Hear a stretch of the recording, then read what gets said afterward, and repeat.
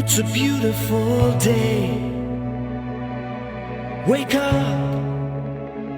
It's a beautiful day. Wake up. It's a beautiful day. Wake up. It's a beautiful day. Wake up. It's a beautiful day. Wake up. It's a beautiful day. Wake up. Hello and welcome back to Breakfast. Greetings on this fine Wednesday morning. It is, of course, the middle of the week and we are just about done, okay? But we've got 2 more days to go. Now, I know that then I have been talking about a young man who really has done Fiji proud and himself and his family proud as well by, of course, being the youngest recipient of the Vanuatu Independence Medal. And that is none other than Broderick Mervyn, who I've got here with me. Yandavinaka to you, Broderick. Congratulations, by the way. Thank you so much for having me, Maeve. It's good to be here. It certainly is a pleasure having you here. And of course, after you heard of that news, of course, you being the youngest recipient of the Vanuatu Independence Medal. First of all, Broderick, for those of our viewers that probably don't know much about you and the work that you do, please tell us. Sure. So I've been actively involved in youth and community work both here in Fiji and in the region for quite a number of years. This started way back in my days in high school, and since then it's been not only a great passion of mine but something that I've really loved to do from time to time. And it's taken me to quite a large number of places, engaged with a variety of individuals, not only from the region but also in other parts of the world. And I've also had the opportunity to sort of exchange views and ideas, but also share how important it is youth work and community work is, not only in Fiji but across the region and to the world. Now, when you say youth work, Broderick, what type of youth work, what sort do you actually do? So youth work, there's a variety of components. You have it can be in the field of climate change, governance, mental health, well-being. Nowadays we're seeing a rise in youth entrepreneurship. So basically just any field of work that has the youth component in it, basically.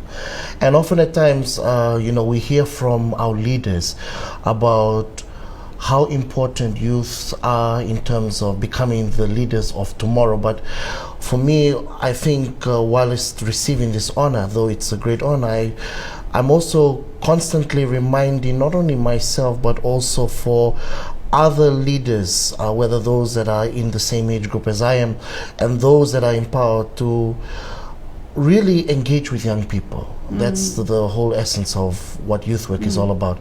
But we have a lot of policy papers, we have a lot of sort of documents, reports that show that the governments are really engaging with young people, but on the ground this is something that is not seen. And one thing that I observed while in Vanuatu was that the young people are really actively involved, not only at grassroots level but also at national level, and it's really good to see that. And I would love to see that also trickle down to not only Fiji but to the rest of the world. What's your strength in the areas of youth work? Where does your strength lie? I think basically my strengths would lie mostly in the governance as well as human rights, and of course in the climate change, and also most important of all, the reason for receiving this honor would be on online education. I feel that right now we have a generation today that has taken it further by wanting to be in the leadership role, but also becoming more innovative. The same ideas that we have today might be different for tomorrow. And so we're seeing that a lot of the young people are sort of refining their ideas now. And plus myself being involved in these spaces, it not only gives me hope, but at the same time it's the whole reason why I love to do what I'm doing at this point in time. Now, Broderick, I know that you'd be the right person to ask this, and you mentioned about how young people want to step up. They step up to that space, step up to that platform where they, take the bull by the horn. Right. But having said that, at the same time, it's one thing wanting to be in that space. It's another thing being in that space and making things happen. In your view, where are we in terms of youths in Fiji and having to do that right now, to own that space? Mavis, Fiji has done some work in terms of actively engaging young people. You'll just have to look no further than to our parliament. Right now we have a few members of parliament that are within the youth bracket, and that's a step up. Even in the level of permanent secretaries, we have one of our young people that is actually involved in the decision making space. So we're there, but we really need to step it up. And the reason why I say that is because a lot of the times the work that young people do, not only in Fiji but in the region, though that it is well deserved and needs to be applauded and recognized, but again, the country of origin, in terms of their birth, do not see it that way. So when our young people are getting recognized on the international stage, we also have to understand why is this happening. We need to show that culture of appreciation back at home, because at the end of the day, that's how the Pacific way works, basically. That's how we as Pacific Islanders engage, because we celebrate when it's the good times and also we get sad when it's the bad times, but at the end of the day, we show that love and sort of that oneness, because that's who we are. And I feel that right now Fiji has made some progress, but I feel that we can do so much more than just where we're at this point in time. Having said so much more, Broderick, there's a lot of youth programs that's out there right now, especially here in Fiji. We've got a lot of youth programs.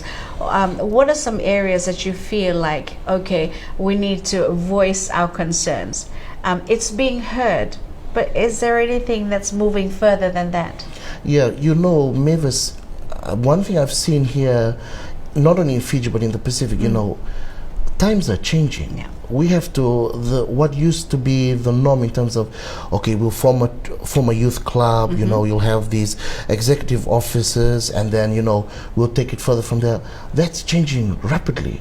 You're now seeing young people that are coming up with online campaigns. They're also coming up with projects that are not only Fiji-centric but Pacific-centric. And when our governing bodies are not showing spotlight in terms of this project could be useful to us, they'll have to reach to other places. And one thing I love about the Pacific young people, especially here in Fiji, is that when the answer hits them no, the resilience part, let alone that sheer determination to go further, that's what really warms my heart, because just like them, we love a challenge, but at the same time we also know that there are many opportunities out there, and also reminding ourselves that we have to move with the times. All right, well, stay with us. Broderick and I have got much to talk about, and we've got another segment of that coming up. Stay with us. Wake up.